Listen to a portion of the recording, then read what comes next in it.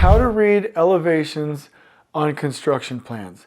In this video, I'm going to give you some general advice, and then I do want you to know that probably in about 9 months, I'll have the opportunity to take detailed videos on site and actually point to the callouts that we're talking about and do a complete deep dive into plan reading from a visual standpoint. The other thing that I do in the meantime that we'll put in the description below is I'm going to link you to a really neat course on how to read drawings in detail from visual examples. But this right here, this video is going to talk to you high level quickly about how to read elevations on construction plans. So again, if you're like, I want to see the plans, wait for the other video. If you're good for staying with my advice, then stay right here on this video.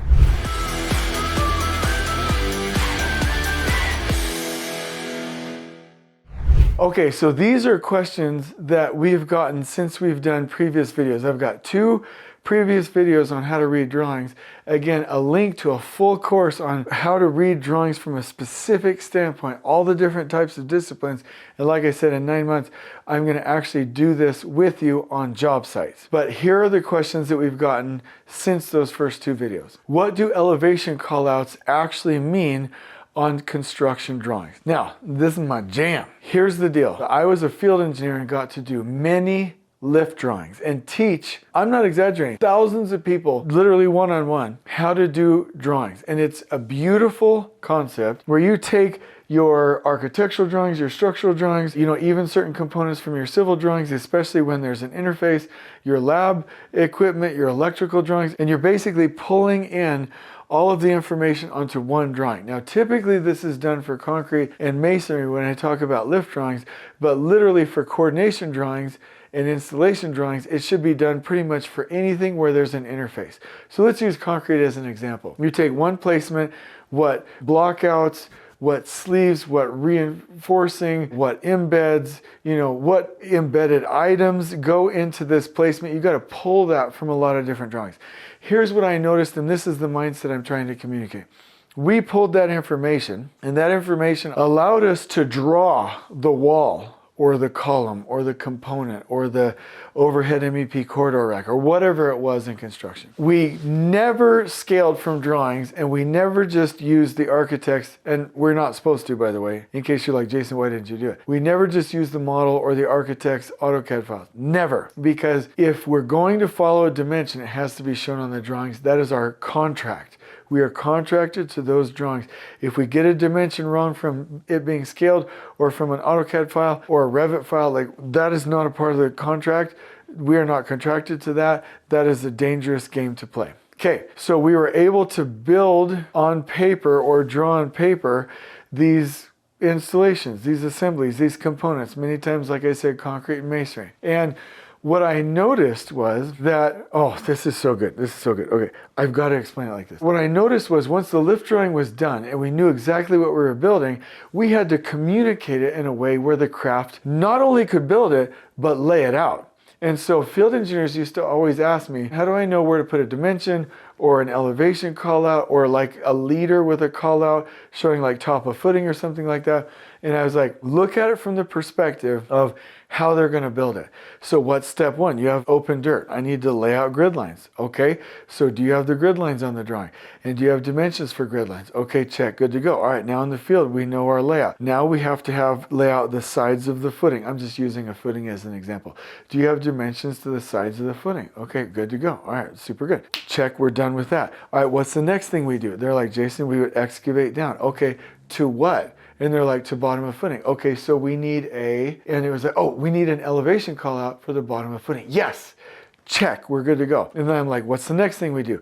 Well, typically, Jason, don't we put 60 penny nails in the side of the footing with whiskers coming out to mark elevation? Yes, so we need and it was like, we need top of footing call out. Yes. So you can see step 1, 2, 3, 4, like what are we going to do to build it? We've got to have that information on the page. And that was like the perfect double check to know if the lift drawings were correct. Now I just did that as a story. The elevation callouts specific to the question is, what do elevation callouts actually mean? Literally, the architect, engineer, designer, civil designer, whoever it is on the drawings are literally attempting to give you all the information that you need to build it. Here's why I'm telling you this. If it's vague, and if it doesn't clearly state on there what it's trying to indicate, then that might be an RFI, request for information. Because the only purpose for that callout is to communicate to you what you're supposed to build and how you're supposed to build it inside of a coordinate geometry system. So that brings me to my second question. How do I know if the elevation is relative to a finished floor or the mean sea level,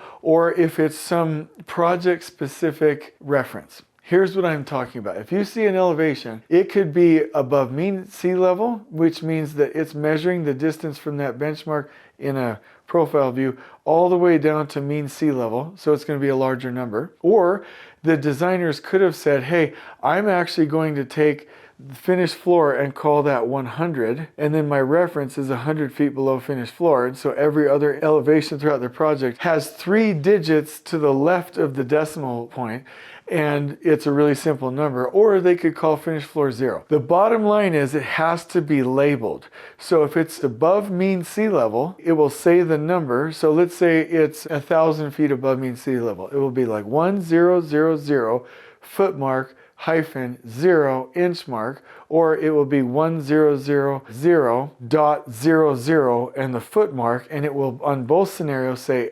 ABMSL. And this is key. In the front matter, in the abbreviations, it will say ABMSL equals above mean sea level. Every symbol, every abbreviation must be listed in the front matter on the drawings. If not, it's an RFI. And so it has to be labeled. And if it's not clear, if you don't know exactly if it's bottom of footing, top of footing, or if it's from a normal structural datum or architectural datum, or if it's above mean sea level, if it's not labeled, clarify. That brings us to our third question. What's the difference between TOS, FFE, and FG? And the answer is, the difference is whatever the abbreviations or the list of abbreviations in the general notes says it is. But typically, and this is actually listed in the book Construction Surveying and Layout, Professor Wesley G. Crawford, Professor Emeritus, lists in the book, then that's the Field Engineering Methods Manual, common abbreviations. So you can either get it from the plans or a book like that. But let me just tell you what they mean. TOS will mean top of slab. FFE could mean finish floor elevation. But you could also get confused. It could mean fixtures, furniture, and equipment. So I wouldn't see FFE in that regard near an elevation. But if you see FFE, don't assume you immediately know what it means. It's got to be in context. And then FG typically means footing, but definitely make sure with the list of abbreviations. The bottom line is it has to be clear.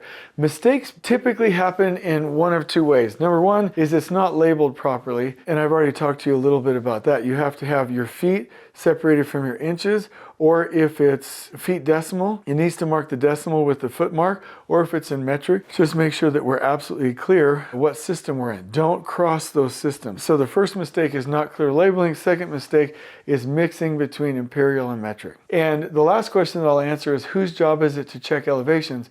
You can say it's the architect's or the surveyor's job all you want. I'm just telling you, if you don't check the elevations on site, if you don't have a field engineer double check them, if you don't confirm cross slopes, if you don't put these into lift drawings, if you don't do the 3D model, you're asking for trouble. It is the designer's job to do this, but normal standards of care will not make them. And so it is your job as the general contractor to confirm that all of these elevations are correct. And so I hope you've gotten something out of this. The bottom line is it needs to be absolutely clear, and you cannot assume. Go to the list of abbreviations, go to the general notes, go to the typical details, and find out. And when you're not sure, it becomes an RFI. I hope you've enjoyed this video. I'm going to put some information for you in the description below as a guide that you can use for future reference. On we go.